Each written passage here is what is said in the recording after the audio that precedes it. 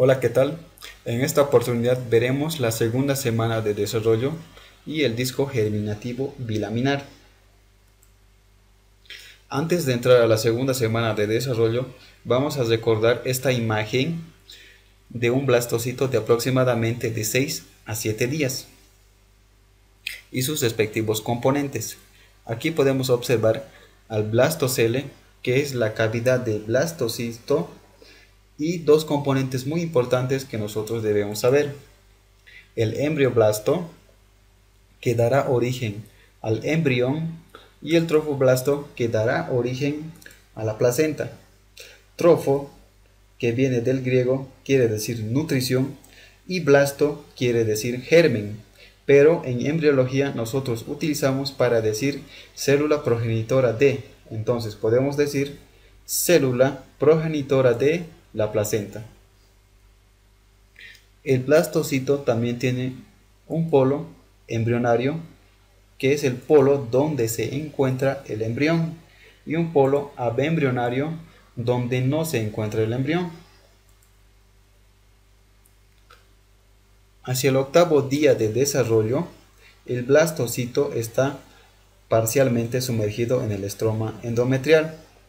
El trofoblasto se ha diferenciado en dos capas: una zona externa multinucleada y sin límites celulares, que se conoce con el nombre de sincitio trofoblasto, y una capa interna de células mononucleadas, que se conocen con el nombre de citotrofoblasto.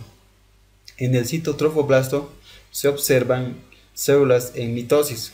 Estas células se dividen, migran y se fusionan con el sincitio trofoblasto, donde pierden sus límites celulares. El embrioblasto también se ha diferenciado en dos capas: una capa de células cilíndricas altas adyacentes a la cavidad amniótica, que se conoce con el nombre de epiblasto, y una capa de células cúbicas pequeñas adyacentes al blastocele, que se conoce con el nombre de hipoblasto. El epiblasto y el hipoblasto forman lo que es el disco germinativo bilaminar. Al mismo tiempo, en el epiblasto aparece una nueva cavidad. Esta pequeña cavidad se agranda y se conoce como cavidad amniótica. Las células epiblásticas adyacentes al citotrofoblasto se conocen como amnioblastos, que se encargan de formar el líquido amniótico. Hacia el noveno día de desarrollo, el blastocito está más sumergido en el estroma endometrial. Podemos reconocer algunos componentes que ya vimos anteriormente: el citotrofoblasto, el sincitio trofoblasto, la cavidad amniótica, el amnios, el epiblasto y el hipoblasto. La región en la zona de penetración está tapada por un coágulo de fibrina. En el sincitio trofoblasto podemos observar la aparición de vacuolas. Estas vacuolas se unen unas con otras y forman grandes espacios. Esos grandes espacios se conocen con el nombre de lagunas trofoblásticas. En el polo abembrionario, recubriendo la superficie interna del citotrofoblasto, aparece una membrana. Esta membrana es delgada y se conoce con el nombre de membrana exocelómica o membrana de Euser. Las células hipoblásticas, por poliinvaginación, cubren la superficie interna del blastocele y forman el endodermo extraembrionario, que toman el nombre de saco vitelino primitivo o cavidad exocelómica.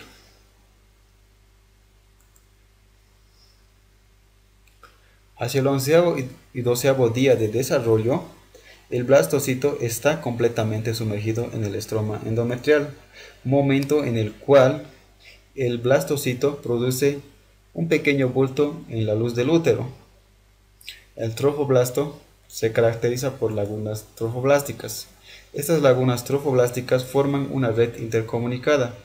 Esta red intercomunicada se hace más evidente en el polo embrionario. A medida que las células sincitiales penetran más en el estroma endometrial, estas células van erosionando el revestimiento endotelial de los capilares maternos. Estos capilares maternos que están congestionados y dilatados se conocen con el nombre de sinusoides maternos. Las lagunas trofoblásticas entran en contacto con los sinusoides maternos y la sangre fluye de los sinusoides maternos hacia el sistema trofoblástico y se establece la circulación uteroplacentaria. Entre tanto, entre la superficie interna del citotrofoblasto y la superficie externa de la cavidad exocelómica aparece una nueva población de células. Esta nueva población de células produce un tejido conectivo laxo y delgado, que se conoce con el nombre de mesodermo extraembrionario. En este mesodermo extraembrionario aparecen cavidades pequeñas. Estas cavidades confluyen en una sola cavidad, que se conoce con el nombre de celoma extraembrionario o cavidad coriónica. El celoma extraembrionario desdobla al mesodermo extraembrionario en dos hojas, una hoja que cubre al citotrofoblasto y al amnios, que se conoce con el nombre de mesodermo somatopleurico extraembrionario, y una hoja que cubre la cavidad exocelómica, que se conoce con el nombre de mesodermo esplagno-pleurico extraembrionario. Hacia el día 13º, la superficie de la implantación, la cicatriz generalmente ya ha desaparecido. A veces, sin embargo, el área de implantación suele sangrar debido al aumento del flujo sanguíneo en las lagunas trofoblásticas. Como esta hemorragia tiene lugar hacia el día 28 del ciclo menstrual, suele confundirse con un ciclo menstrual normal, y esto nos hace fallar en el momento de calcular el data de nacimiento. El trofoblasto se caracteriza por estructuras en forma de vellosidades. Las células citotrofoblásticas proliferan localmente y penetran el sincitio. Estas columnas celulares de citotrofoblasto cubiertas por sincitio se conocen como vellosidades primarias. Las vellosidades primarias representan la primera fase de las vellosidades coriónicas.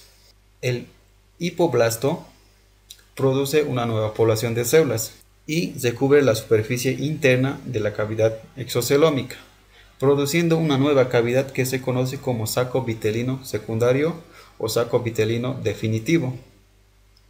Los restos del saco vitelino primitivo quedan como un quiste exocelómico en la cavidad coriónica. El mesodermo extraembrionario somático, que recubre el citotrofoblasto, cambia de nombre y se conoce como placa coriónica. La placa coriónica más el sincitotrofoblasto y el citotrofoblasto se conoce como corión.